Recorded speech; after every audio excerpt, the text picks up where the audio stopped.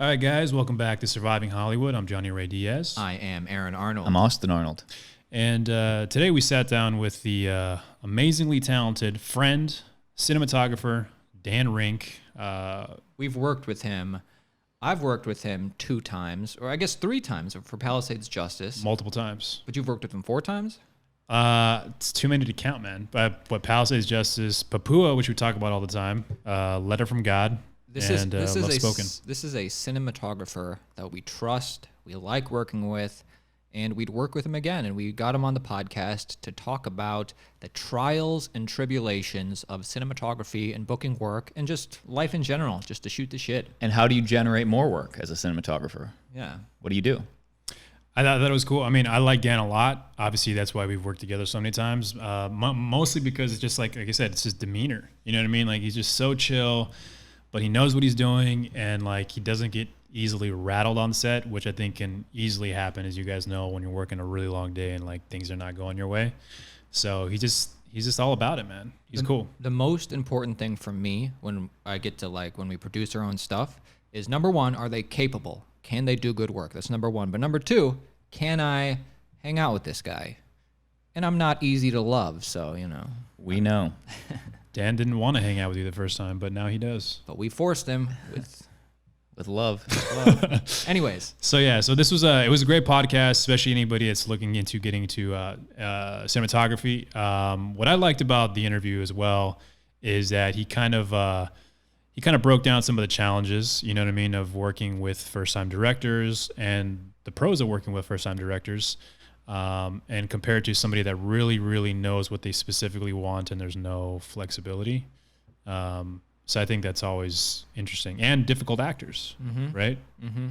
Make sure you guys listen to the whole thing because it gets really juicy as we get into this. And if you're listening on iTunes, please rate us 5 stars or whatever you think's fair. We'd really appreciate it. It would help the podcast grow. Nothing less than 4. Well, that's what we would expect, you know? I think our podcast holds up on its own. I think once they listen, they'll want to rate us 5 stars. But if you're thinking 3, 2, or 1, I'd say we don't need it. Just skip to another podcast and another rate episode. That one instead. I'd love to see you produce something, buddy, of value. Okay. All right. And actually, next podcast we'll have something up on the wall that I think will add a little flavor. We already put. If you follow us on Instagram, then you already know what it is. But they don't. But you should follow us on Instagram. Link in the description below. Thank God you saved the day. Enjoy.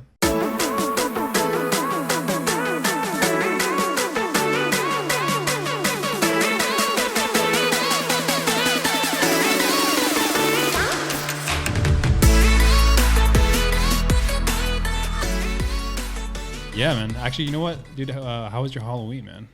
Yeah. I did nothing. Really? Yeah. How come? I don't know. We working? No. You decided to just chill? Well, our neighborhood does not have any trick-or-treaters, and so we just watch scary movies at home. Who, you and your girlfriend? My fiance recently, yeah. Oh, Whoa. congratulations. Congratulations, man. Yeah. There it is. All right. How'd you do it? On one knee, But give us the speech. underneath a waterfall. Like yeah. maybe like a DP type thing. Like I want to frame you for the rest of my life. Okay. No, I didn't say anything like that, but I did hire a photographer, and I had a pre-scout, and I made sure that the right lens was focused in the right area, and I wanted it with certain perspective, and I sent her references to shoot. Can we get some Photo. gaff tape? Yeah. Did you tell her like, hold on, you need to move just a few inches to the left. You're slightly out of focus before we start. Weird shadow. Well, when we shot, you know, you want to give the creative control to the photographer, so I didn't want to micromanage that. But beforehand, yes. All right. That's awesome, man. Yeah. Congrats. Congratulations. Thank you. She's also a writer director, right? Yep. Yeah. Screenwriter, director, Tara Tashka. Nice. And she made it to the semifinals for the Nickel Fellowship. I think I saw on Facebook something about posting about that or something like that. Yeah. Or maybe it's Instagram. I don't know. Yeah. I mean, it's like 7,000 screenplays they get applied or sent in, and I think the semifinals is around 170.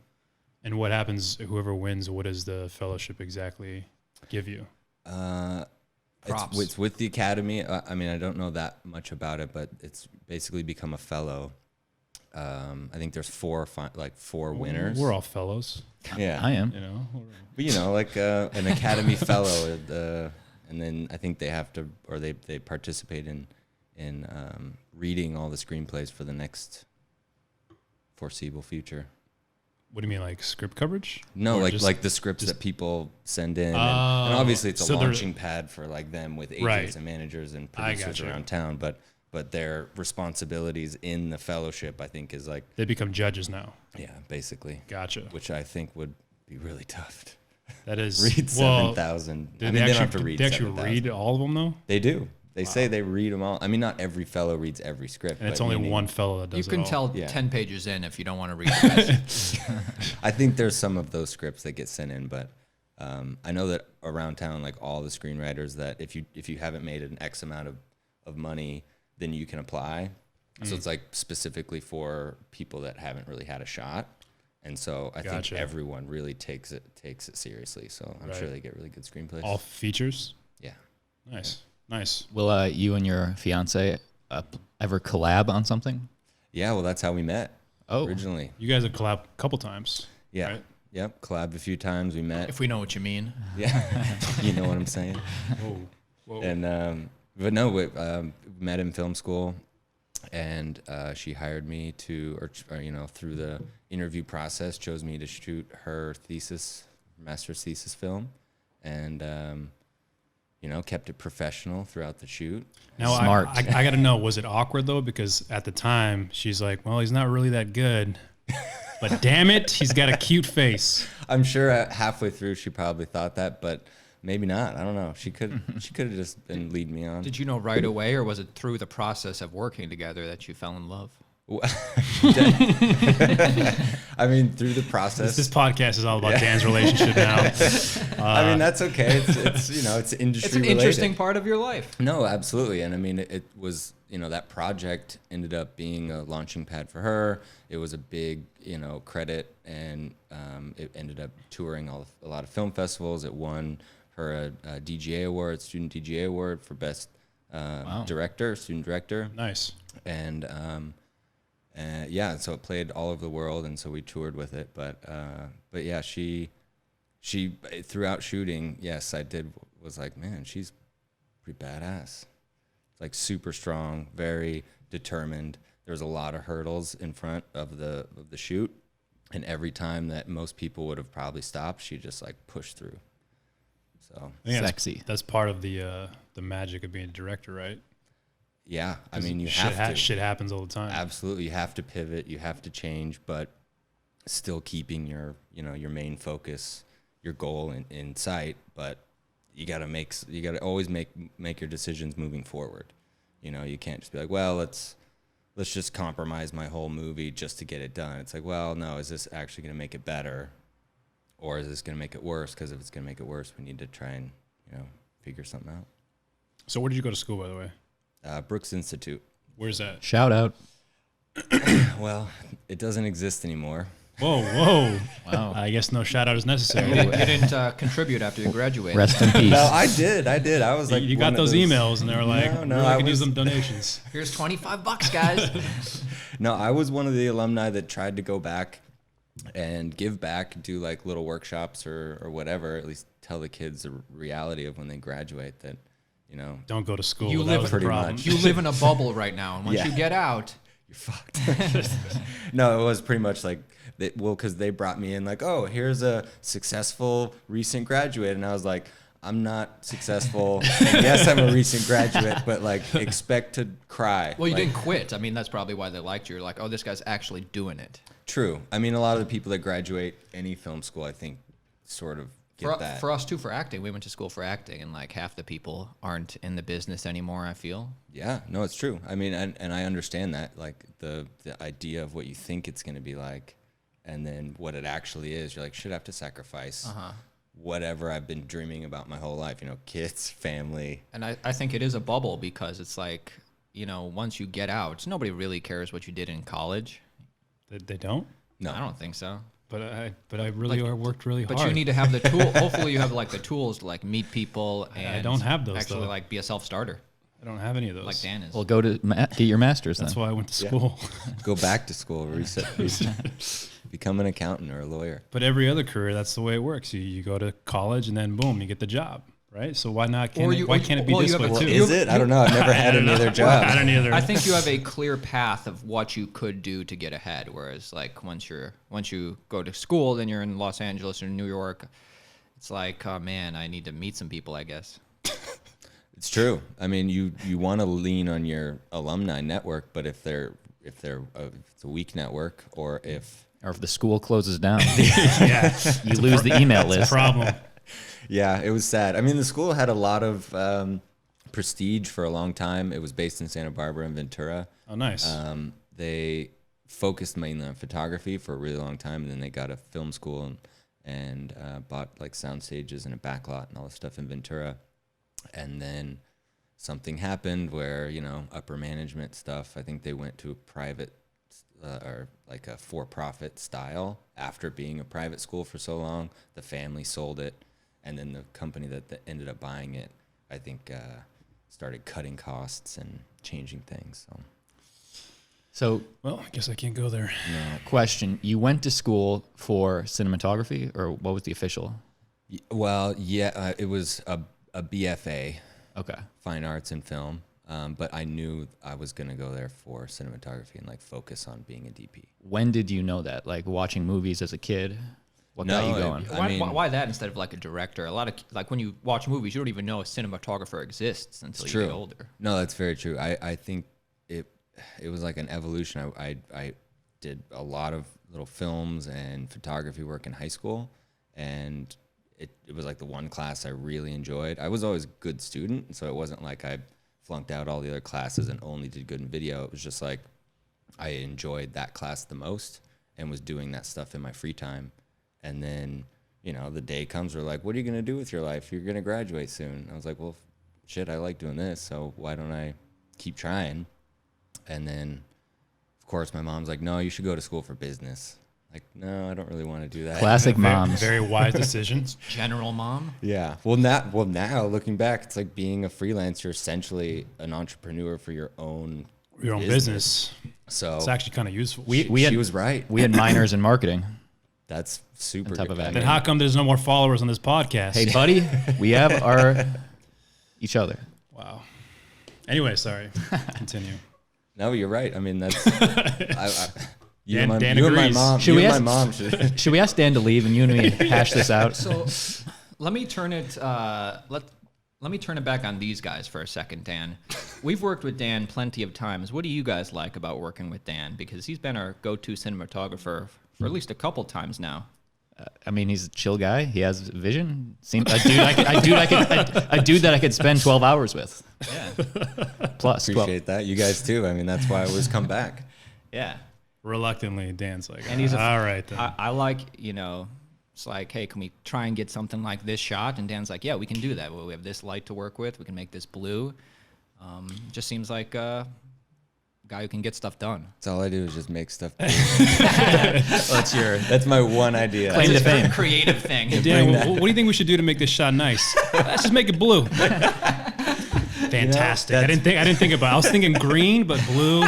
Blue is just so calm and reassuring. Listen, right. I gotta simplify it for the folks at home. You can make stuff blue, whatever, Any color you want, this guy does it. Yep. No, actually, it's funny. On the way over here, I was thinking about all the stuff we've worked on, and I was like, in my head, I'm thinking like Palisades Justice. That was the first time I met all you guys on. Yeah, that was the first time I met you I don't guys. think I met you briefly, but I was only there for like one day. Yeah. Shout out to Centera, Yeah. Centera. Boom. Jess and Brian. Got to get him on Dan the pod. couldn't tell. He was like, oh, Aaron, Austin? I don't know.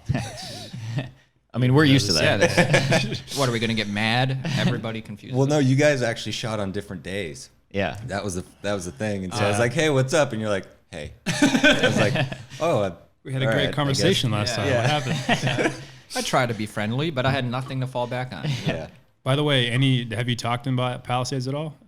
I mean, I've hung out with Jess and Brian, and they've done their best to push that forward. But I think they're just trying to release it online and move forward with it that way. But Pretty much it.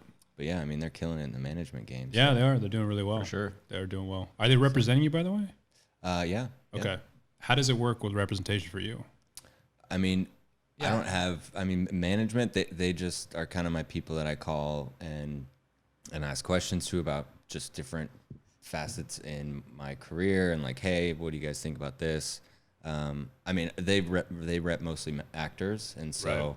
I'm sort of like a legacy sign, I think, because when they first started, I was like, I liked them. I liked working with them and wanted to support what they were doing. So I joined on and so, I don't know. I feel like they would be like, oh, we only rep actors now, so we're gonna have to let you go. But they didn't. So But they're good people. We're all friends. Right. yeah. But like, Right. do they help get you jobs, or it's basically they're just like you run ideas by them, or Run ideas by them. I mean, Jess always sends me emails like, hey, I met somebody that you might get along with here. Oh, nice. Connect up. And Set up a meeting or something? yeah. Gotcha. She's always like, hey, I met an agent that might be good for you. Do you have an agent? No. Okay. Is there a reason why, or are you kind of like... do DPs have agents? I don't know. DPs do have agents. Yeah. What I know about it is that, any agent, you don't call them, they call you. So I haven't had that experience yet where I have a credit where they're like, oh my God, who did that? I need to rep them now. Right. Is that the way to get an agent as a DP? From my understanding, it's you work, your career, you do your thing, you do great work consistently, you're out there, And somebody's going to refer you at some point. No, I think that they just see you. You're on their radar a little bit. You're like, oh, who shot that Sundance movie? They won a cinematography award at South by Southwest. Like, who's Right. that? Are they repped? Oh wow, let's get them in here for a meeting, and then they feel you out from there, and I think that's just how it goes. But if any agents are listening, maybe you can tell me different. I don't know. They are, all of them. Every single one. What about just sending your reel to them? Have you tried that before, or is that like not a way? I'm just not familiar with the route of getting an agent for Pretty a DP. much, I never got any responses. Like Interesting. maybe as an actor, you'd send your headshot and reel and resume and try and set up a meeting. And then a lot of them turn you down unless you have like that referral or they seek you. Yeah, I mean, for the acting game, I think it's different. I think they can rep more people, and there's more opportunities. Because for DPs, you get your own work, and So how does that work? Like, it seems to me like you drop yourself in Los Angeles, and how do you get a DP job? You have to work you crew. just know people. You start yeah. at the bottom, PA. Right. Totally, yeah. Crew. Just get on a crew set, is right? a really good way to start, and then shooting anything you possibly can. Anybody that wants you to shoot something, you do it. There's no money. Like if you want to be a DP and you don't have anything to show anyone, then you're you're on, not going to shoot anything. Like breakdown services, or how do you find the job?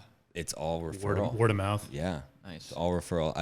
It's like I've applied to a few things on Mandy, but then all I get is spam from somebody in Nigeria that's like, hey. Or Scientology. If you send Yeah. $500, we'll give you this job. For some reason, they always want you to email them. They're like, no, we have a shoot. Just send me an email. I'm like, well, we're already talking. Like, Yeah. why don't you just tell me now? Like, no, it'll all be done through email. Like, Well, that's a power move, I feel. It's a little flex. maybe, I guess. And then it's a Hotmail account, and you're like, all right. This Well, I is still have Hotmail. What's wrong with that? That's But actually you're- cool now. yours is spelled MALE though. I'm right? still a surfer kid at AOL. I'm just kidding. I don't know. Was that really it? No. In Arizona where there's no water. Yeah, it was always. If you think about like old emails, it was always like that, just stupid email. Like, Mine was a paintball ace. Mine was like Poker Champ. Mine's Wake Shred, and I still have it. Wake Shred at Yahoo. see, that's why you're not getting any responses from the agents. No, dude. I mean I have I'm just another one, kidding. but that's like the original. You gotta hold Right. on to that. I think my original is Skippy Shabazz. That's what. Well, it that's was. funny. Are you serious? Yeah. What is that? It's something I heard from Fresh Prince when I was younger. I've watched every episode. I don't remember. I Skippy remember it. I remember it. He's like, He's like, he actually, when I went back and I saw that episode years later, he doesn't say Skippy, he says Shecky Shabazz. But I heard Skippy. I remember that episode. But he's like, my name's Shecky Shabazz. And I was like, that's funny. And he's like the crazy guy, or what? Will Smith was doing some weird thing. I don't know. Almost like a tick kind of thing. Exactly. With Ashley. When she, I don't know. All right, anyways, I love that show. Let's not solve this. Let's leave this alone. No, I'm curious too on how that whole thing works. So I guess on the management side, are they pitching you for things too? Is that a normal process, or like how? Or like all of your work now is just your word of mouth, people you know. No, I mean managers. I don't think that's part of their role. Is to like be pitching That would you be the agents. actively. Yeah, I think they're more to be your Coach, You know, the guidance. person in your corner, like helping you out for different things. So yeah, if like I have a new reel or a bio that I'm trying to change, I definitely run it by them, and they kind of be like, hey, that sucks, or that's great, or change this, change that. So it's just somebody that's not within your like friend circle that's just going to be like, oh yeah, everything looks great, or like you send it to your mom and mom's like, oh wow, everything looks amazing. Or she says it's not good. Yeah, well, She's true. like, you should have gone to business school. That's Should have. classic Johnny's I mom. told you. Fan of the pod. Did your mom still want you to go back to business school? I actually got into business school, but didn't go. I changed my degree. Like when I saw the list of classes I had to take, I'm like, accounting. Sales is fun. Maybe Accounting, dude. What I hear. Oh god, I'm so bad at numbers. Your mom's very supportive of you. She's always like, do a Christian movie. She was. Well, not she was. She is now. It wasn't so much at the beginning, but it's not about me. It's about Dan. Oh. It's about Dan. Dan, because I know What do you think about Johnny? Just what projects you were telling us about the Kurt Cameron project you worked on. What projects are you like most proud of in your tenure at LA? Because I only know the projects we've worked on together with you. Well, the Kurt Cameron thing, I was just a cam op for Okay. one of my, actually two of my friends. The whole crew was friends. It was like mostly Brooks alumni, and the Growing Pains cast. yeah. Well, they did come back for a couple episodes. That's what you want. That's fan service. I like that. A few. I mean, the project that I shot with my fiance is still one of my favorites. The original. The OG, the original, is For the Birds. It was really fun and difficult to shoot, but then it turned out really, really well. It's the message is like a humanitarian theme. Like there's just more going on beyond the film itself. Like the messages and themes are actually relevant. They're trying to change the world, kind of like, I mean, not in that large of a sense, but really, it's like not just a horror movie thing where somebody dies at the end. You're like, great, that was a cool movie. It's like, oh wow, that movie sort of affected me. And there's so many people that were in the audiences throughout the screenings that came up to us always and were like, that was like like crazy to me. Like, well, I mean, first of all, it was not in English language. It was all Farsi. There was no subtitles. And so it's only visual if you don't speak Farsi. Does your girlfriend, or fiance, she come from that background? Yeah, she's Iranian, so it's all in Farsi, and there's no subtitles by choice, and so most audience members are sort of just I thrown hate into reading. it. It's better if you can Is just there any watch it. chance? Is it difficult to follow it all in any way? No, not at all. Okay. I mean, I could show you guys. The hard part is it's not online because it is sort of against the Iranian government in a certain way. Is it and critical so- of them? Rabble rouser. Yes. Okay. Yes, and so I love it. It's something that is sort of not something that you would want just out publicly. There. Right. But it did screen at festivals all over the world, so it's not like it's a secret movie, but it's just something Right. that And your fiance, what's her name again? Tara Atashka. Tara. Does she still have roots and family back there? So she Yeah. doesn't. Got you. Listen, I don't know much about geopolitics, but Chad, that's a cool country. No, I mean, Iran would be a place I would definitely want to go. I just politically can't go there. Americans aren't sort of allowed.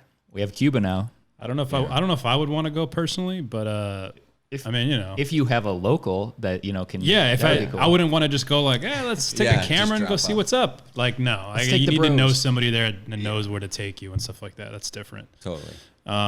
So one thing I really wanted to ask you is your thought about the current climate of politics right now, because yeah. Aaron's a big Trump supporter, and I know you are a fellow fan of politics. I do. You Yeah. follow a few things, NPR. I don't know. I do. Oh, I mean, NPR is like my number one on the car stereo for There you go. radio. So Jobs are up. Minority jobs are up. Stock market near all-time highs. Yep, everything's going good. Don't you feel it?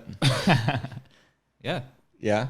I think so. personally don't. I think Aaron was just kind of like, you know what, I'm ready to handle this, to take this on. You guys wanted to go with each other? No, I don't know I mean, what's it's Well, going does on Dan here. have a specific point you'd like? I have to no try point and- of view, so it's more about like, you know, I don't have a specific point of view. Finally, we got somebody to clean the swamp. You know. I have Drain. I just have personal, you know, everyone has opinions about politics, and I try not to bring that into a discussion. I try and bring the discussion about like the overall climate and like what most Americans think America is and what it's about. And if you talk about that, everyone sort of agrees, and then you go, okay, well then I agree. It's too how do you- divisive. Yeah. Like, well, that's not what you were saying before we went on. just generally, I said Just it should be kidding. more divisive. Yes, Johnny's just kidding. I didn't vote for Trump, but I voted Gary Johnson. If you must You were the one. Yeah, he got one vote. But anyway, dude. So what's up? Aaron's not really a Trump supporter. I just wanted to make it awkward. I just wanted to make it awkward. No, That's all. I mean it's fine. I mean I could have easily played the heel, but I feel like maybe we can talk about like movies and stuff. I would like to know Dan's take on, did you see Once Upon a Time in Hollywood or The Oh, yeah. Joker?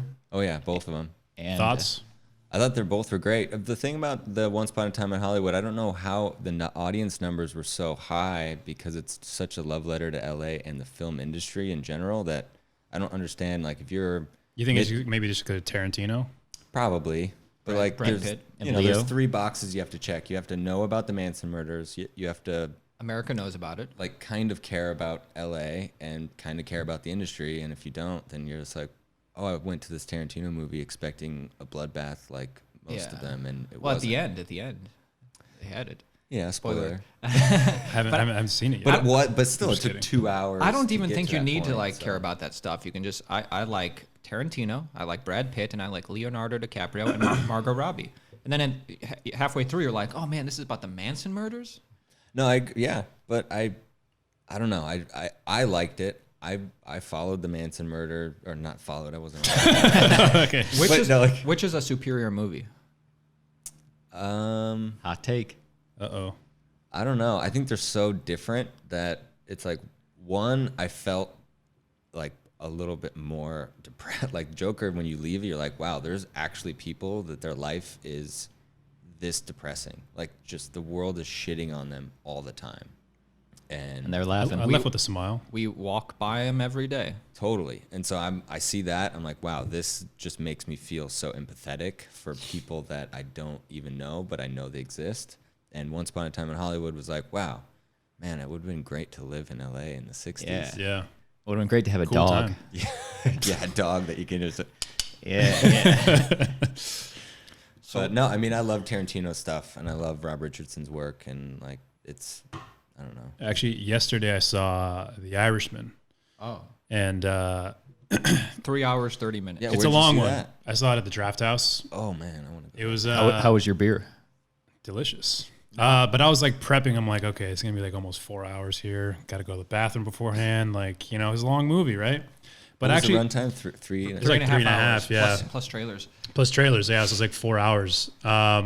Actually, to me, it was a really, really solid Scorsese movie. Like when you go in, you already are comparing it to like Casino and Goodfellas. Yeah, I mean, it was cool to see all those guys back again, like De Niro, Pesci, Pacino, all those guys in a movie again. It was great. I loved it. Super good movie. I'm still not gonna say like compared to the other ones that I'm a big fan of, like Casino, Goodfellas, things like that. Still not like those movies better, but this movie definitely really good. I don't see it appealing to like a big audience because it's just so long, but it actually doesn't feel long. It actually moved pretty good. Like this, I was always engaged in the story.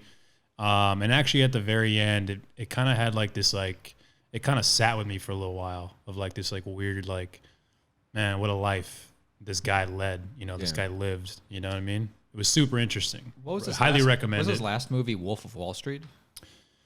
No, I I don't think think it so. was the one with Adam Driver. The Silence. Or Yes. Oh, Exactly. Silence. Yeah, I did see that movie too. See that? Do you think, because I haven't seen the Scorsese one, but Tarantino's The Hateful Eight, Tarantino did The Hateful Eight, and it was, in my opinion, too long. I enjoyed it. But I'm not watching it again, but For me, it was a little too long. I'm like, because nobody's gonna director's cut on Netflix. Nobody's gonna tell Tarantino no. I feel in his early days he might have been pressured into making it a little shorter, a little bit more concise. And usually I love Tarantino, but the Hateful Eight, I was like, I think Tarantino has always had full creative control. Thanks to the Weinsteins. Since Pulp Fiction, since the other one, since all of them, yeah. But Hateful Eight to me was probably my least favorite of his. Me too. It wasn't. I mean, it was a good movie, but it was like It was good. There's like all the other ones I like better. And the female actress definitely deserved to win supporting Academy Award. She did awesome. Which movie's the best, Dan? All of them. No. I don't know. I mean, I think the Hateful Eight's great. Dude, cinematically or photography. Yeah, but awesome. I mean, even it's like, everyone wants to write a horror movie that takes place in one location, right? Yeah. Like, I got There goes my idea. my parents' cabin in the woods, like indie movies. They're like, we can make a movie. I have this cabin. We'll just write it in this one location, and it turns out like garbage, right? And then you see, I mean, not all the time, but but a lot of those shit movies. on all the movies you shot, dude. No. I'm just kidding. No, but meaning like half the stuff on Netflix that you scroll through is like going to take place in one or maybe two locations. Cabin in the Woods. Absolutely. Well, that's a good That one. is a good movie. Actually. That had like That was tens the of chicken millions of Cabin in the dollars. Woods. Yeah. But then you see this movie, and it's Tarantino's like version of that. I mean, I know he did one of the Room movies that like a director had a film that takes place in each room. You guys remember Tarantino? that? Well, Tarantino did one of the movies. Robert Rodriguez did another, or a section of the movie. I can't remember what it was called, but it was 38 or whatever. something like that. But anyway, this is takes place in the cabin, and it's just like the pressure cooker of having all these actors and all these characters in this location in this space, and how much pressure can you dial up before it breaks, and like how much more misdirection and I love themes. that. Yeah, I would have loved it if it was 20 minutes less.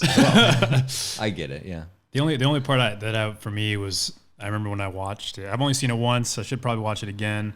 But to me, there was like a lot of scenes of just like, okay, here's witty Tarantino banter, like in this like horse and carriage, and the scene is like 20 minutes of you guys talking, and I'm just like kind of over it. I'm Dude, like, were you talking about Paul Shrugs? Like that movie, The Ballad of Buster Shrugs? no, that wasn't Tarantino. no, but it's. Because that was like different vignettes. I mean, I do. That was have a that was pocket that was the computer. Coen brothers. I like that one. The Scruggs. Yeah. That was a good one. I liked it. Tom Proctor killed it. Cool, but Dan, I do want to find out about like the trials and tribulations of a cinematographer on set. Like, who gives you shit on set? What's a bad day, and what's like? Is it like working with a rigid director? Or? I mean, for me, it's always myself. Like, Really? I always am my worst enemy. I'm always, I don't know, like doubting things. I'm like, is this good? Like, I need to, like, what more can we do? Or is it enough? Like, because some of the most simple things are the best. And then you're almost like, shit, is that too easy though? Like just adding a little bounce here, a little bounce fill. Mm-hmm. It looks great, but you're looking around as everyone. But if you ever have a feeling the same problem, way. you're never gonna like necessarily talk to an actor directly when they're in front of the camera. You'll just go through the director. Or Well, for actors, I try and give them a little space because I don't know. I mean, I know the script, so I know it. Like if it's a comedy and like they want to be engaged and like be with the crew and be funny and keep the energy up. Yeah, of course. Like I feel like you can always jump out there and like talk to them a little bit. I mean, like a specific direction. Would you feel like you could like say, hey, cheat out a little bit, or Lift your head, catch the light. I mean, yeah, but in an ideal world, you'd be next to the director anyway. And so if there's something like, hey, I think I want to have them like maybe cheat more towards the window to catch a little bit of that light. And then usually they'd be like, oh yeah, sure. Or they might have a specific reason not to. And so they'd be like, no, I really like them sort of closed. And you're like, okay, cool. But you get the feel of, on a longer project, you get the feel of that. So like if the director's very specific about how an actor needs to be, or, or an actor is very specific about like, hey, don't talk to me, or like when I'm on set, like I'm kind of in my mood, so I don't want to be, berated for something. You just get the feel. So you just, I don't know. You're like, okay, Leo, I'll give you your space. Pretty much. No, I mean, I've had Okay, Joaquin. I've had Okay. I've had an actor be upset because I was in their eye line and I was totally apologetic. I was like, I'm sorry, I didn't even realize I was in your eye line because I was looking at something else. Christian Bale moment. I mean, sort of, but at the same time, that actor was being very difficult. They didn't want to. But you were like, Well, I'm in your they eye line, didn't but I'm want any shooting the marks. camera. They didn't want. Well, you can say Aaron's name. Okay. No, they didn't want to be like. They didn't want marks. We're like, well, we have 2 cameras going, and we kind of need to know where you're going to be because there's a lot of moving parts here. And he's like, no, I don't work with marks. Wow. And you're like, okay. Well, all the other actors have marks. So. So how do you guys handle that? I mean, obviously the director has to kind of step in Yeah, and like. I mean, I'll fold under that. It's like, well, I mean, You tried. I tried. Like I always say, like I'll say something twice, and if it like doesn't like really happen, like say with a director, it's like, hey, I really think that maybe we should do this, and they're like, well, probably not. And you're like, well, I think with the prep we did, that theme we were going for, this kind of serves that. And they're like, no, I don't want to do it. And I'm like, okay, well, then we'll just do it the way that you wanted to do it. Because in the end, like you're there to serve the director and for actors, like I'm not here to serve the actors, but at the same time, like they're a big piece of it. huge piece of it. And, Right. and their workflow is so much different and way less technical than mine. So I kind of leave that to. But isn't that the problem though? Is because like, let's say for example, this guy that's like, I don't want to use marks. From a technical perspective, like that has to make your job extremely difficult. So I mean, for the first they see, it's like, well, then you're just going to be out of focus. Exactly. So then what's the solution? Like, what did you guys come to some kind of solution, or was it kind of just like? Well, did he hit where the mark would have been? Like maybe that's what he was thinking. I'm so good, I know I can just tell where to stop. No, it was just his. I wouldn't necessarily say diva. he was like method because like that's a whole. Well, maybe That's it's just a loaded word. Maybe already, he's just super but, good at hitting marks. Is all I'm saying. But there wasn't a mark there for me. He's like, but there's didn't you a say- microscopic leaf. I know where to go. This is where we would put the mark, and then he'd stop there. It's like saying I'm really good at golf, and all you do is hit it at the driving range. But no, I mean it ended up where like the director, you just say like we might have to go a few more times because he doesn't want marks, and they're like it's fine. But or they'd be like, oh really? Then the director would step in and say like, hey, we need this to we need to put a mark down. But in the end, we didn't use marks for him. Yeah. And that you use marks for all the other actors, and after a few rehearsals, like it You kind of kinda ballparks it because you're sort of boxing them in by using the other actors blocking to sort of. Not literally boxing them in, but if you're, during rehearsals, actors are doing something very similar, then they're going to do that same thing during the take. Right. So you just have to, the assistants just have to be more vigilant to what that specific actor is going to do. Was the reason he didn't want it because if he felt restricted? Yeah. Or what was It I was mean, just that a was it. diva. It was just like, hey, I don't like being nailed down like that. That's This so isn't weird. theater, Yeah. If you're not on camera, what's the point? Well, you guys are actors, so I like that. Well, it's just methodology. weird because like any big set you go to, they all use marks. So like if you were on like a set of a TV show and you're like, nah, man, I don't use that shit. They'd be like, We don't use you, bud. good, because we don't Yeah. need you either. Was he a name? No. What was his name? No, I don't even remember.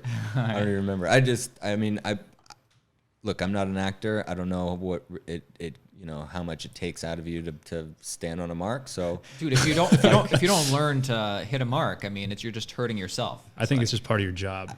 I agree with that. So I don't want my brakes on my car to be that good. I'm sure it'll be fine though if I just stop wherever.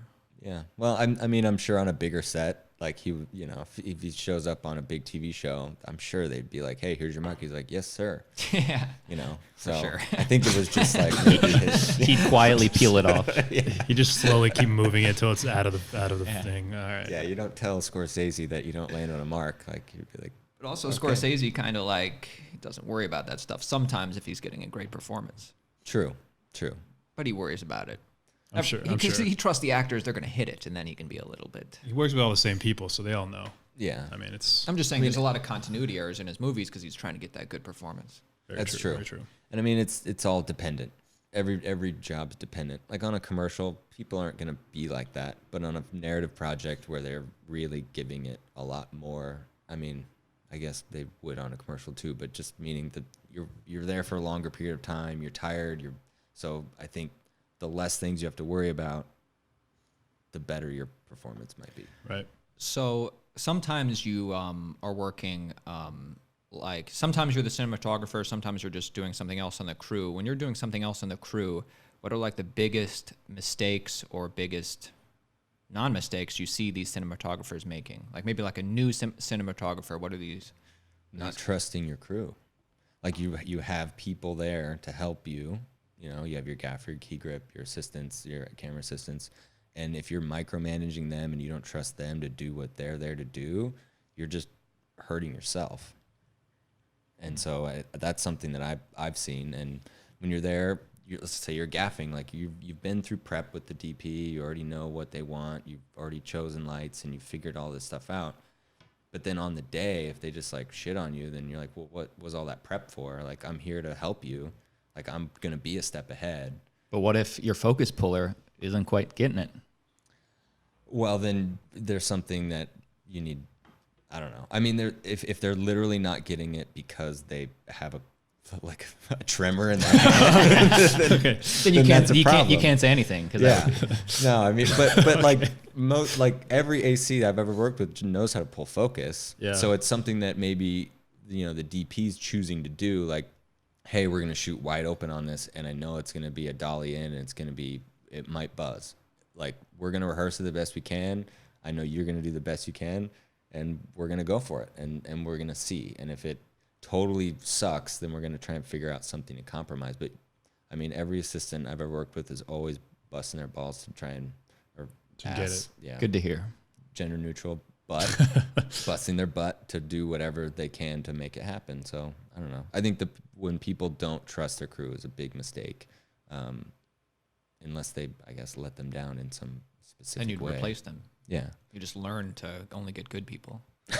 Yeah, they're not invited back. Yeah. Again, referrals. That's what it is. It's everybody just is always working with. When I get on a set and I see like, oh, half this crew has worked together before. That happens all the time. That's it. That's where I get referrals for crew. Like, I don't, hey, my guys are booked. I call, a friend of mine who's a DP. I say, hey, who's your go-to gaffer for stuff right now? And then I'll reach out to them. So you'd think that would weed out all the assholes. It does. I think every year you work with less and less assholes, but then the above the line people are more and more assholes. The higher up you go. Yeah. Yeah. It's Really? Like, yeah. When you're think first so. starting out, like, you're working for free for people, they're so thankful for you to be there. But then when they're paying you a lot of money to do your job, They expect results. They're like. But I would "Don't give think a shit." if they're making it on those bigger movies, then they must be nice in some sense. Not to the people they're paying. If you're not causing any friction at all, like, you're just saying, yeah, we'll, whatever your budget is, Yes, sir. we'll do it. But you're like, no, we actually need that dolly for this because of this reason. Like, we got to find the money somehow. Like, it's in the storyboards, it's in the script. Like, we're here to do this move, and you're saying we can't afford a dolly for $300. Like, make it happen. And then that's when they're going to be pissed at you because of a budget reason or something. But I don't Makes know. sense. I have a question. Dan, we're of all similar age here. What were We are? what were those movies growing up that really got you like interested in cinematography? Happy Gilmore. Just kidding. What were those movies though? That's like, That is a good movie, I though. want to like the framing, the lighting. Like, I don't know. I think off the top of my head, Matrix was cool. Yeah, I mean, my interest in filmmaking wasn't initially like cinematography. It was like comedy. It was like Dumb and Dumber and anything SNL, like Wayne's World, Joe Dirt, stuff like that was like just hilarious. And so my friends, we would always watch those movies. And yeah, you'd watch scary movies like The Ring and Signs and I love Signs and The Ring, dude. You have 7 days. I do remember. Yeah. The Ring. Dude, those are two great ones. I've seen those And, a million times. yeah, like like the sleepover movies, like Scream. I remember watching Scary that Movie and 2. being like, oh, of course, Scary Movie 2 is hilarious. And so those funny movies to me are like what got me into just keep watching more and more movies and like Mel Brooks movies, things like that. My mom would always be like, hey, you should watch these movies. Blazing Saddles. So I mean, you can't yeah. make Mel Brooks movies anymore. If you watch Scary Movie 2, even though it's produced by the Wayans brothers, you can't make that movie anymore.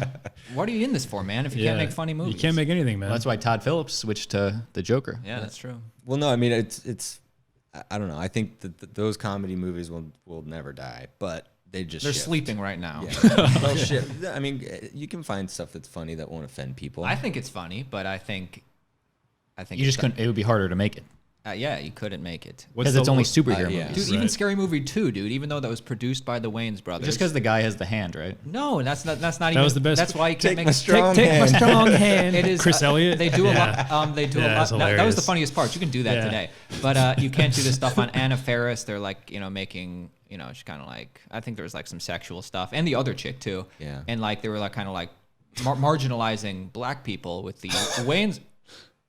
With the Wayans brothers character, even though that was probably his idea since he was the producer on it, but he was like a street thug. Yeah, and his brother directed it. Didn't what? Damon or Yeah. who knows? I don't know. One of them. Yeah. There's I somebody. mean, I think it's funny. Nobody was trying to marginalize anybody, but like, I don't think you could. no, you can't make them today. But But they were just being funny. It's just I don't know. We got that. You got Some Dan all people sad don't. now, man. I know you're Yeah. right, but at least I have all those movies on DVD. So even if they take them off streaming, I can still watch them. Dude, if you you go. like Dumb and Dumber, you must have loved that sequel they made. No, I hated that. The prequel or the sequel? Did you guys ever see the sequel. prequel? Anybody Yeah, see the yeah, prequel I didn't even see that. Yeah. when they were I kids? saw part of it. with Bob Saget. Was he in it? Yeah. I didn't remember There's that. shit everywhere. No, I mean, we watched all those movies, but then like to answer your question about cinematography, it was like movies like There Will Be Blood. Like when you watch fantastic that movie. movie, you're like, holy shit, they're doing something that's making me feel this way. Like I want a purely through milkshake. visuals. Yeah, milkshakes. No, I mean seriously, it's like there's something they're doing that's making me feel this way, and there's like no dialogue. And I mean that's PTA in general. He's just Yeah. really good at that. Like My the first favorite director. 20 minutes of nothing. Yeah. And that was still like captivating. Totally. And I mean anything like Saving Private Ryan, like Spielberg was of course a staple in the house. You'd watch Right. every Spielberg movie. So Vin Diesel's start. Yeah. That's how He was got the started. sniper. He was the sniper. That is true. That's how I got started. Watch it again. really? Oh yeah, I guess. That role was he actually got that role off of his short film he directed. Really? These guys know a bunch about Vin Diesel's first I know, role. I know a lot because so the way it happened, I'll quickly explain it, is Vin Diesel directed and starred in a short he produced, I've also seen it. wrote called Multifacial. It's like I don't know how long it is. Breakdancing in it, right? He plays an actor in it, like going through different auditions and In not New being York. able to get casted because like no one can figure out what his race is basically. So he's like, you're not black enough. You're too light skinned. Like, what are you? Like, it was this weird thing. His last name's Diesel, so they can't really figure it out. But he's not a tough guy at all in it. He's just like it's like a fake version of A Day in His Life. It's pretty good. Kind of, yeah, and it was actually pretty well done. And he ends up auditioning for like a music video in the short, and he does this like really cool monologue, and then they're like, "That was fantastic, but not for this." You know what I mean? And it was kind of like, I don't think he's black enough, like this weird sort So of how thing. did Spielberg see that? Well, he ended up sending this out to festivals. This was in the 90s. Yeah, okay. You know, Prime and- festival time. Prime festival time. People are not really producing stuff or making things. It does really well in a lot of festivals, and somehow he comes across it and he sees it. And at the time, he was looking for someone to cast as this Italian soldier in Saving Private Ryan, and he saw it. And Vin Diesel was like part Italian or whatever, and he's like, this guy would actually be like, I think, really good fit for it. And he said he was actually on the verge of giving up acting. He's like, I'm done. Going back to New York, whatever he's going to do, because he had to come to LA or something. He's like, I'm going back. And he got a call from Spielberg, literally called him and thought it was a joke. And he's like, hey, man, I think you'd be cool to play this role in this movie I'm making. Crazy. And he was just like, are you serious? Like, this is a weird. That's fucking And insane. then from there, obviously, If he would have not made that, yeah, he never would have. then we wouldn't have known him. Yeah. It's kind of weird. And it's actually, it's well done considering it's like something from the 90s. It's actually like pretty good. I was like, oh, all right. I'll have to. Is there a place to see it? I think it's on online. YouTube, Yeah. YouTube or Vimeo. Yeah. Search it. Daily, That's pretty cool. I mean, Was that? And it was a good movie. Yeah, it was actually pretty good. I So mean, it that was Good his for an last independent movie. movie. Yeah, for an indie, It was. you know. It was really. It's not like it was really just like a day in his life and the trials and tribulations of him trying to get a role. Right. So it's like pretty like So if you like that, it's pretty low key, but it's good. No, I mean, I just think that Vin Diesel does movies that aren't good, so that's why I'm Well, he- sort of surprised. he really made a sharp left turn to sell out. Whatever. Yeah. I would shit. love to A lot do of money, Fast and man. Furious. I actually think the Fly only a helicopter the, to set, The only reason it's good, in my opinion, is because we can look back and see, wow, that was early Vin Diesel. Other than that, That's true. Yeah, I thought I it mean, was. Gone in 60 Seconds was dope. Wait, Was was he even he's, in not, that? he's not in that. Oh, You're then thinking he's, Fast then he's and in no good Furious. movie. Okay. Triple X was good. Pitch Black. I like Pitch Black. Yeah, Pitch Black was good. Okay. Chronicles of Riddick. That stuff was pretty cool. Pitch Black It was was good. fun. I liked Chronicles. Yeah, but Yeah. Fast and Furious, come on. I always see him when I'm at LAX. They have that Universal Studios like come see the lot, and it's Vin Diesel holding on to like the wings of a helicopter, like an attack helicopter. You know how they have like wings where all the rockets are. He's like Oh, holding yeah, on to yeah. both of them, and he's like coming in to karate kick you as you're coming into and you're like, how can he grab onto two sides of a helicopter? Like, how big is that helicopter? Wow. Or how big is he? How big is That Vin was in his Diesel? contract to sign up for number 8. He needed to be at LAX. I think they're on Yeah. 9 or 10 now. But that was for 8. Is he still in Oh. them? Yeah, they're making a new one right now. Paul Walker died. I and he auditioned is for them. it, dude. Yeah. I did It too. is. Did you? You the helped newest me. one? No, not the newest That one. was a story on Oh. one of our first podcasts. That's Yeah, right. but you helped me. The I- English accent. Yeah, exactly. That scene was cut out, so I don't know who got it. Anyway. But how is it for you guys working with DPs on set as an actor? Have you had good or bad experiences? Mixed. I've either they don't really like usually it's like neutral or sometimes it's good where I really notice I'm like, oh man, this guy seems to be like really gelling with the director, and it seems to like you can tell like when the director and DP are on the same page and they're passionate about it and they're like, man, what if we did this? Like that's like great energy. So I think it's like those are good experience. If not that, it's pretty neutral. Yeah. Yeah, I think for the most part it's pretty good.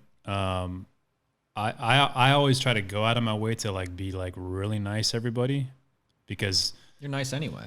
but the thing is, when I'm there as an actor, like I feel like my initial feeling is like nobody respects me. Right. You have good energy. So I'm like, all right, like I got to be cool with all the crew, shake your hand, say hello, what's your name, Tom Cruise style. get to know everybody. All right, cool. Like guys, I'm not just some asshole actor. All right, I'm just, you know what I mean. I'm a cool guy. I'm nice, you know? but I don't shake everybody's hand. But I would, but they don't care. I've tried. I've done it. But I'm nice. Actually, when I worked on NCIS, no joke, I've done this before. My last day on set, I worked on the show for like a week and a half. Thank you cards to every single person. Now, Classy. Baller. I wasn't able to hit every crew person because Hey, what's your I don't meet address? you don't meet everybody there, but like course. all the main people I work with. Of course.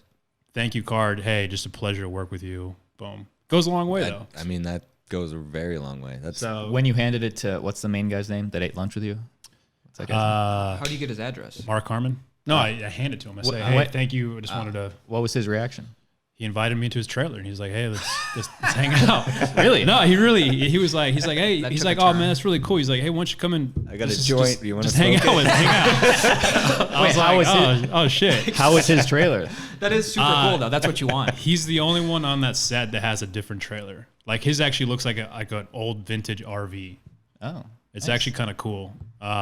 He was super nice. He's like, hey, hang out, and he's like, we sat there, talked for a little while in this trailer. It's not a Star Wagon. No, he doesn't. He has like his own independent RV thing. I mean, he makes so much money, dude. It's stupid, like crazy how much he makes. I can see it being exciting and also kind of awkward when there's a lull in the conversation. No, It's dude, just- his dog was there, and Oh, that's the awesome. door was open, and it wasn't like it was a weird thing. and Like a barbecue. I mean, hey, he get him, had it all. get him on the pod. That's exactly what you want, though. Say you're nice to him and give him the thank you. Then he reciprocates that connection, right? That's I mean, exactly what you want. This was the weird thing is like, I don't know how much long after we shot, maybe a few months later, I got a letter in the mail,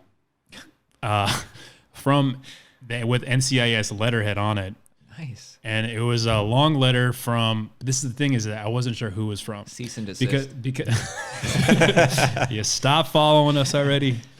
No, it said it had like a long thing like, hey, it was really great working with you. think you're going to go some great places. Like, you're very talented. You were a pleasure to work with. This whole long thing, and then it was just signed at the end, Mark.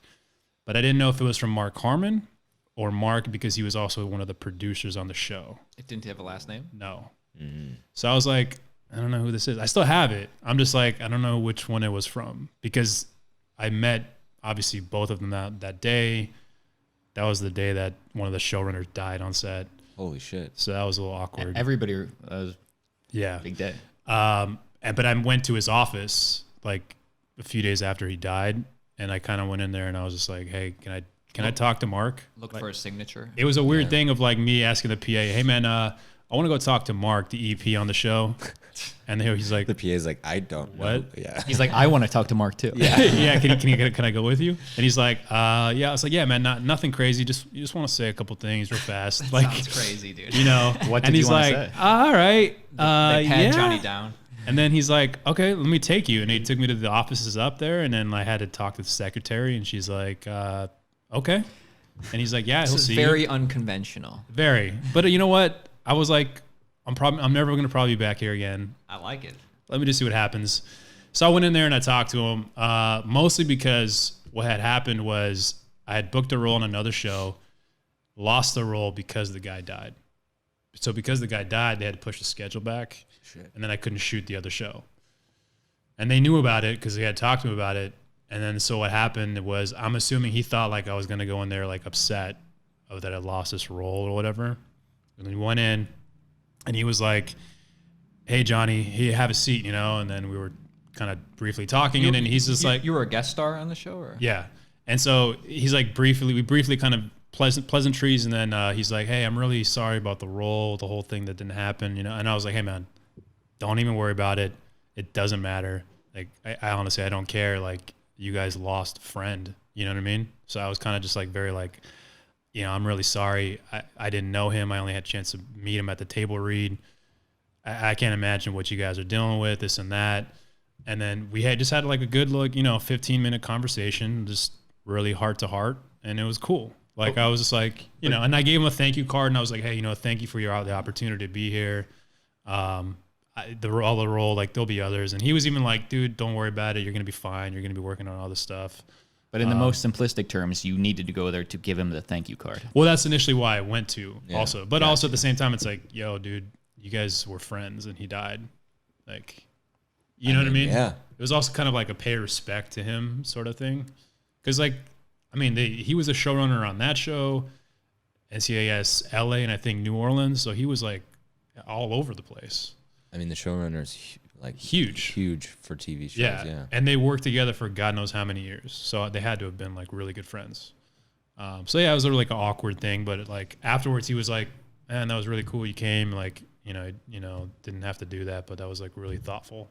So, Yeah, and, I mean, and I was like, that's- nobody else is on set's going to do that. I mean, that's the thing about the industry is it's all about, you know, it's work is one, right? But we're also all human. And so like there needs to be like some sort of relationship beyond just this, like, hey, here's your call time and here's lunch and see you later. Like, Right. I don't know. There's When's just so the much next more. gig? Yeah, exactly. Like that's the part that I don't like about the industry sometimes. It's like the people that are just straight to the point. It's like, no, I'm just here for work. Like, fuck you. You need a happy medium. Yeah. Yeah. Yeah, there's definitely a balance. What do you think about when, like, what directors do you usually work best with? I mean, the ones that just love shooting and love what they're doing, like that also can step back and be like, it's badass and we're, you know, getting paid to do this, because you can kind of get lost in that. And then you go home and you talk to people and they're like, wow, that's so cool that you get to go to set every day and like create stuff and work with stuff. And you know, we know what it really is like, you know, bad coffee and like late night. Wait, late what are you nights trying to and- say, man, about the coffee? No, this is good coffee. Yeah. We're not on set. Hey, Actually, it does not. It's not very good. But the directors that like give a shit are the ones that are best to work with. spit it out then. No, it's good coffee. Keurig. Would you say like the shitty branded content and music videos, that's where you might find people with bad attitudes? No. I mean, you worked on a lot of music videos, right? Yeah, a few. I mean, not a lot. But a handful of music videos, and I wouldn't say that there's bad attitudes necessarily, but it's more of the ego zone for sure. But that's okay. Is that mostly I mean, from the artist? Yeah, but then there's also like, you know, there's other people on set that sort of have ego things going, and sometimes there's like crew members that are a lot older, and so then they don't like the fact that you're Giving them orders. giving them. Well, I mean, you're Or Teamsters. giving them direction. yeah, basically that they're working under you technically, and so they either want to test your chops by being kind of a dick and like abrasive, or you know, or the artist doesn't show up, and then all of a sudden you're like having to try and figure out what else to shoot, and the director's like, I don't know, man, like. You're like, okay, well, let's. I was just kind of trying to shoot the artist. Yeah. So I don't know. I mean, yeah, and the branded stuff, like, there's enough money in it, so everyone can get what they need and creatively can do what they set out to do, and so it's a little easier to you know, be creative and get the tools you need to make that content happen. So you've worked. I saw that you work with like a good handful of names, like Lupe Fiasco, Nice. Kid Ink, Tyga. Mm-hmm. Trying to think of Rick Ross. Of all the artists that you work with, which ones were a pleasure? Which ones weren't? I mean, Kid Ink showed up every day on Drunk. time. Oh, No, on time, ready to shoot. Like all business, and he knew that like what you're shooting is gonna help his career, and like that's a part of being an artist, is having music videos and showing up and being in them. And then, I mean, and Lupe Fiasco, he was badass because he pretty much like came up with the concepts for the music video. So he was like so involved in the political voice of what we were shooting. Yeah. So he was really involved, and that was really cool to see. And then there were some artists that like were 4 hours late and would just walk right in front of the camera and be like, I'm ready. And you're like, do you see that we're like totally not even set up for, you know, like. He's like, I said I'm ready. Yeah, exactly. You're Guys, like, roll it. I'm out here in 5-15 minutes. So like we moved on from that setup hours ago and you didn't show up. But I mean, that's not my thing. I'm like one layer behind that, you know? Yeah. So how does the director usually handle those situations? I don't know. I think if they're big enough artists, like you can't really do anything. They just have to still figure out Sometimes how to make it something to happen. shoot. I worked with T-Pain one time on Comedy Bang Bang, and he was like the guest that day. Seems fun. Well, he Seems showed like a good guy. I only know this because my dressing room was a couple doors down, so same hallway. And T-Pain's call time, this was a Tuesday. It was like at 2 p.m. You know, the rest of us got there at 10 a.m. And we get at like 2:05. People are getting a call. Hey, T-Pain's gonna be late. T-Pain's gonna be late. He doesn't show up till like 2:45. As soon as he comes, he goes right up to his dressing room, locks the door, and his man, his guy, his name was like Kevin or something, big black guy, goofy kind of kid, was like guarding the door. And the talent coordinator comes up and he's like, hey, you know, T-Pain can take his time. Just want to say, hey, I'm the guy that you guys have been talking to. If he needs anything, I'm here. And Kevin, his assistant, was like, all right, well, T-Pain's resting right now. And Dave, the talent coordinator, was like, okay, well, when he's ready, you know, we'd love him to come on set. And They're like, no, he's resting till tomorrow. Yeah. well, about 5 minutes later, T-Pain comes out, goes up to like the makeup people and is like, hey, where's the bathroom? And they're like, oh, it's downstairs. T-Pain's like, oh, okay. And he goes to the bathroom, comes back up, and he's like, hey, it was a late night last night, little hungover. T-Pain admits it. And they finally got him on set, and he couldn't been nicer, definitely down to play. But, you know, 2 p.m. call time. But bit of a Shows up diva, late. bit of a diva. Not terrible. Not terrible. Not terrible. It's just a no. funny thing. I mean, he sold over millions of Yeah, records. man. If he wants to party on a Monday night. Dude, he's got Yeah. apple bottom jeans, bro. Yeah, Yeah. exactly. That was my prom. I mean, those guys have a lot of power when it comes to being on set. Like, you know, And also Kevin, his like assistant guy, more of a friend. He was like just on the phone with some girl. He's like, dude, we're in Comedy Bang Bang right now. He's bragging. Yeah, I'll see you tonight. Yeah, you gonna come out? Yeah, Comedy Bang Bang. It's on IFC. yeah. Okay, what is this? This is, We're gonna be on. Weird Al's on that, right? Yeah, he was for a season. That's Or right. it was Reggie Watts, and then Weird Al came on. Okay. All right.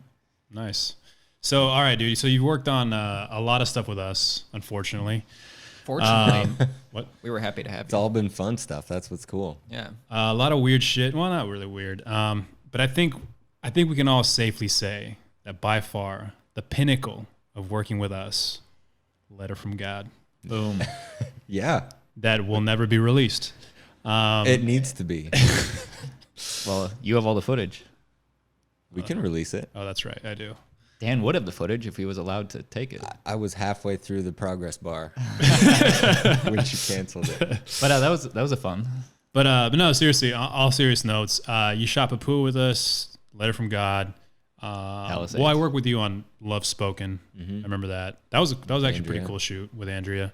That was super fun, actually. Yeah, that was kind of a cool. Are you still in contact with them? Are you still? Yeah, and I mean, actually, Tara, she has been in touch with Andrea a little bit because Andrea wants to get a little project going about her like growing up and like a story that she really wanted to tell, and so she wanted a screenwriter to sort of collab with. So her and Tara are awesome. collabing a little bit on the side. But I know Andrea's career is, doing its thing. Right. I think it's just more of a little like side thing right now, but I know that she wants to end up directing more stuff. But That's cool. How was it like working with her as a director? Because I know that was the first thing she had directed. Andrea who? Nevedo. She's on Jane the Virgin. Okay, that's what I thought. We want her on the pod. Yeah. Really good. I mean, I've worked with a lot of first-time directors, and what I like working with first-time directors is they don't really have that convention built in already of like, this is how it, directing Over the shoulder. should be. Over the shoulder. Exactly. Like they don't have that like built in. Like, all right, let's just get this done and get out of here. Like they really are there to show off and like try and do their best because they don't know if they're gonna get another shot. And so working with her was really fun because she had a lot of ideas. She obviously has a lot of experience in the industry, but making the calls that a director makes, she might not have had as much experience, but she's worked with so many directors that, that knowledge is in there. It takes a little bit of like a nurturing environment to get it out. So like what I would try and do is just be there to catch ideas and try and form them into something and write it down, or like come back to her with some frame grabs of projects, or like lookbook that's like, hey, you brain purged at that meeting and I kind of like compiled it into a visual language. What do you think? And then we had something to talk about, and yeah. So in the end, it was a fun little project. Yeah, it turned out. You guys well. had Josanne on, Turned out right? well. Yeah, she was here. Great guest. Andrea will be here eventually. So, I mean, I think one day. 5 o'clock today. Yeah, actually, she's supposed to be here at 11. So Dan, I'm just kidding. Hey, that'd be cool. I'd love to see her. It's again. already like I haven't 12. seen her in a while. No, I haven't talked to her in a while. But yeah, Josanne said that she was gonna send her over. But yeah, I was just curious about working on that. Now, what was it like? Because on the podcast we often reference Papua a lot. Okay. Our audience might be Dude. There it is. sick of hearing it. Yeah. Best comedy short, dude. We'll That's always a nice have that. award. I know. It's got That's some like weight. you can't just go to the trophy shop and buy that. Goodwill, man. Also, Goodwill. your film just got in Chandler, right? Yeah. Why is that funny? Well, it's not my film. Bianca's film, right? Oh yeah, Okay. the film Yeah. that you shot, Silent Yeah. Sound, got into Chandler Yeah, Film you're- Festival. Nice. We took Papua there. Was it last year? 2 2 years years ago. ago. Damn, time Awesome. flies, dude. We were so young. Yeah, I saw Bianca posted about that. That's awesome. Yeah. So I don't know. Are people staying in your Go. aunt's place again? Well, I don't know if I'm going. It would be fun. Aren't you and maybe. Charlotte the leads? It's me, Rose, and Charlotte. But I don't know. Yeah, I that's mean, cool. I haven't talked to Bianca in a You're while. just an actor. What? Yeah. I haven't talked to her in a while, dude. You can talk to her anytime. Well, I could, but I just haven't chatted with We her in a talked while. about a while ago about attending a festival as an actor versus a filmmaker. So I told- would, yeah. I would understand why you. We had this might not wanna conversation. Go. Yeah. At Right. Chandler Film Festival, I don't know if it's going to really be beneficial. But to go as an actor. you know you're going to be invited to where Bianca is the director and producer. Like anywhere she goes, you're going to go since you're so close to her. Or you're invited. as opposed to just being an actor and somebody you don't really aren't that close to. Well, I had this conversation with Dan last time we met up, but you guys can let me hear you guys' opinions. I know what you're gonna say. Going to a film festival as an actor, a filmmaker, which one would you prefer? Filmmaker. Dude, I agree with everything that's unsaid. Yeah, and we're talking about this last time, and you were like, "Oh, I think you were saying that you think as an actor it'd be better, but nah, filmmaker is like it's a game changer." Because people, if you're just an actor, they assume you want something, Or also they assume you can't offer them anything, which is There's no kind value. of a lame way to think about it, but that's half of why you go to film festivals, to network with somebody. But in this particular case with Bianca and the fact that the whole crew and cast, or a lot of them, were super close, I think it would be good because, you know, any place Bianca goes, you're going to go, and you have like people that everybody can like build each other up. And Yeah, but I think it's more of a. It's better to be if a you're going to a filmmaker. film festival, like obviously you want to meet cool people and then hopefully get a job out of something. But I think you have more chance of something developing if you were the director of it, Yeah, for or the sure. producer of it. Yeah, for sure. You know, as opposed to just being like, oh yeah, he was the guy in it. But you could just say, I'm a filmmaker, I worked on this. You can, but it's like they're not seeing your work on screen. They're only seeing you acting. They don't know you're not producing that. They don't read every credit. I mean, what am I gonna lie? No, once You you don't gotta get lie to once you kick it. form a Exactly. relationship, you can be like, well, I acted in this one, but I have various projects in multiple stages of development. Okay, Dove. Dove Simmons or whatever. That's the go-to line right there. You don't want to be that guy at the festival either. I mean, Right. Where you're just like, oh, I've got so many things going on. You guys have no idea. We went to a workshop at the Chandler Film Festival, and Right. this very wise old man told us, that's what you say. That's what you say. If anybody asks you, like, what are you working on? Oh, I'm working on so much You know, stuff. You have no idea. Multiple projects in various stages of development. That's bullshit. Next question. And they're like, well, what is it? One of them called, or what is Well, it about? Like I said, I have various projects. in That's multiple better stages. than saying nothing. No, and it's better crumbling. than saying, I don't know. I don't know. So it's somewhere in between, I feel. Yeah, you could just say I'm working on a personal project that I'm really passionate about, but I'm just in the development. But mind your stages of it. business. That would have been a better line. Yeah, Dude, it's you- developing. you right? should- you You're should- still developing it. you so should teach a workshop. You're not lying. I just think it's bullshit to lie in like what we do. It's always gonna come out. Like, Yeah. whatever you say, you're like, oh, I'm working on 10 different things, and people are like IMDb. Like, I don't see anything in Yeah. your. Well, I just haven't put them up yet. Yeah, you're like, All so- 10? Oh, so you're the one doing all your I'm IMDb? Like, Producing all of them. yeah. They're all self-produced. Okay, but anyway, so you work with all of us. We want to know. I want to know your thoughts, Dan. We often reference Papua, like I mentioned. Boy, why are you laughing? just because it's funny. All right. What was it like working with us? Dude, you can't say that in front of us. Oh, is it? Tell Aaron. We'll just pretend we didn't hear Yeah, anything. tell Aaron. I mean, I'd love to know. I think that No, Well- to Aaron. All of us, but I don't know. Do you Just have any- kidding. Is there any takes? let's just say one of you it sucked to work with. Cool. We won't name names. We won't name it. We you know. won't say You just have to names. figure it out. No, I mean it was awesome. I mean, like that. What we did in one day, a lot of people try and do in like a week.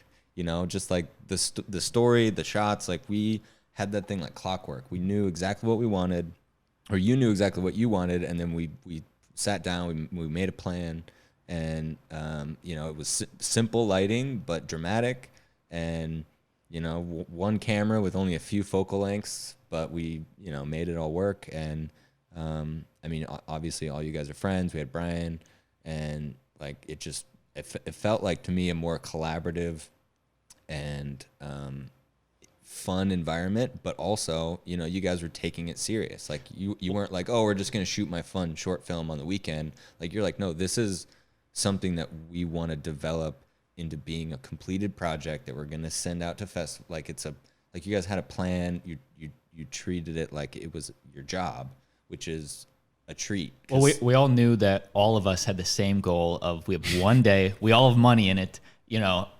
This is it.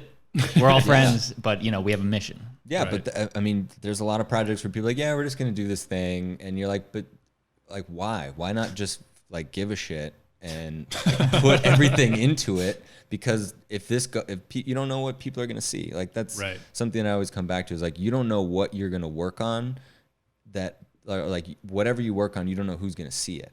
And so like as a DP, like there's some times where you have the opportunity to just like phone it in. You're like, all right, I'm just gonna show up and we'll light it, like, and we'll get paid and we'll go home. I think we got it with the master. And and then that's the thing that everyone fucking sees, and they're like, oh yeah, I saw that, but your work was, Yeah, it was okay. And you're it like, was damn nice. it, why did I phone in on that one and not like the one that nobody saw? Well, because you never know when who's gonna see those projects. And so it was just a nice thing to work with you guys where you gave a shit and put everything into it. So I think you're saying you phoned it in on Kapua? No. But Not you at all. Well, It was in film school. I had a one revelation. project where I was like, I just am so busy and like something, and then that was the one thing that like everyone saw. And I was like, damn it, why did I? You know? and they were like, "Damn, it was so good." Yeah. And you're like, "I should film You it like more that often." one. Well, no, it just you just didn't judge it properly, I guess. But no, at that point I was like, you just have to put everything into every project you do, just because you never know where it's gonna go. Yeah. Well, I like working with Dan because you're just so chill, dude. You know, like the demeanor on set is always like very like hidden. it's always like it's like you know what you're doing. That's the first thing. You know what you're doing. And obviously, very very important. but also he's a can-do person instead of like a Right. can't-do. Good attitude. Right. There's yeah. always like, hey, let's figure out a solution. It's not like, sorry, man, it's not. Like there's always like, okay, let's figure this out. And the shots always look amazing. And it's just more. I think a lot of it is just demeanor. And that's honestly. what I look for, or that's what I think we all look for when like casting actors for the thing too. It's like, well, first of all, we gotta know they're gonna learn the lines and be an actor. But after that, can we hang out with them and like bounce ideas off them and they'll take it seriously? Yeah, are Right. they gonna collaborate? Exactly. That's the stuff I look for in a girlfriend too. Good luck. Bounce ideas off of. Yeah. Can we thinking collaborate? about this? What do you think? That's all it's for, right? Still single. Tell me why though, man. The gaffer tends to be an asshole. What is it, man? What's the deal, man? Give us the like, hot I take. don't understand. Not usually, man. There's a lot of really fun and nice gaffers out there. I think it's just there's a lot of work, man. Like it's Unsung hero. It is, and there's just a lot of work to be done, and it's always physical, unless Right. you're white gloving, which means like you're which is the way a gaffer is designed. The role is designed to where you are leading the electric team, and so you aren't physically touching any of the gear. You're just telling them what to do. Sort of, but you've also been there through all of pre-production. You've made all the equipment orders. You've done all the power calculations. So you're ordering the generators. Like you're doing all the management level stuff, and then your other electrics are the ones that are physically Setting everything up. everything up and executing the plan. But a lot of the stuff that it's sort of digress down in the indie world, unless you're like on big shows, that's how Right. it is. But if you're on the indie world, like the gaffer's physically Doing everything. doing stuff, Right. and they have a team of electrics, but they're the one that has the overall lighting plan in their head. They're checking ratios with the light meter, like they're making sure that the plan is executed all side by side with the DP. And it's just a lot of work. I don't Yeah. know. No, And I they agree. hate actors, I guess. Dude, they 'cause do. They don't want to stand on the spot that they lit it. Like we lit for need that mark. We need to stand in also. Hey, man, get over here. Dude, I get it. It's a ton of work. Completely understand it. I just haven't had too many good experiences with them on set. The attitude. It's been the attitude. Really? The attitude has always been like, come on, like get this over with already. But maybe they're just hung over. It's like, all right, man. I mean, Hey, get him on the pod. I'd love for you and a gaffer to hash it out. Hey, We could get a gaffer on here. That'd be awesome. I would love to get a gap. That would be on here. cool. I think I have that'd- so many questions. but unless you have more questions, Please. Before we get to plugs, Dan, what do you got going on in the future? Yeah. Like, what's the next project? Well, next week I'm doing a commercial for a mobile video game or mobile game. That's Clash of Clans. no, it's another. I think it's Magic Words or something. But it's with Stanley from The Office, Leslie. I know that guy. Yeah. Oh, Have you ever heard Aaron's wait story? a minute. Well, I tell can't- the story, well, I dude. can't do it now that we named him, but Oh, whoa. Off It mic. wasn't him on the office. no, I want to somebody say, else. no. Now that we know who it is, though, I've been over to his house actually. Oh, nice. Is he a nice dude? He was very nice. Him and Okay, Brian good. Shakti. Didn't he make you tea or something? Yeah, I mean that's being nice to offer a drink. Sure. Nice. But you Well- didn't sell the whole story. How though. was the tea? It was fun. Tastes a no, little funny? well, he never offered it to us. There was tea on the stove, but then he never offered it to us. Bummer. I mean, I would say he's a nice guy, and I'm a huge fan of The Office. Why are you getting so shy about it, dude? Because I don't want to. Because Fanboy. he did nothing wrong. I mean, he was a good Let's just preface that real quick. he was a good guy. It's Nothing just there are happened. certain quirks about the story that I usually tell it, and I don't name the person.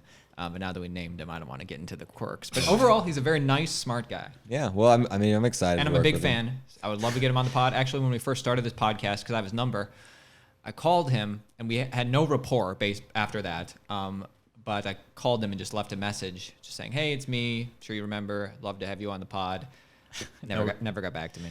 Oh, man. But I didn't have any rapport with him besides that one time I went over Hey, to we his should house. call him on the podcast. You know, That plug would it be in. great. Yeah, live. That sounds ethical. Or you could just show up to set on Tuesday. I could just like Ooh. low key send you the call sheet. And Aaron, is that you? This was years ago. I mean, Is it, hey, I'm your assistant for the day. What do you need?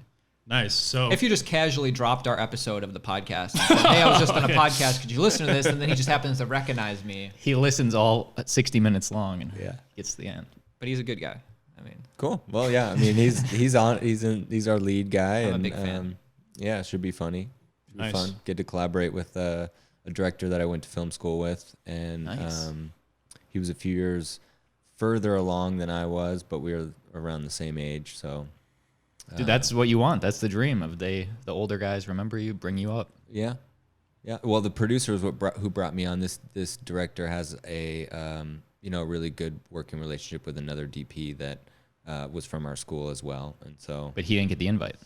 Well, I mean, because the producer was the one who brought the director in, Gotcha. and but yeah. So I'm Dan, excited for it. what's the ultimate goal? Your goal?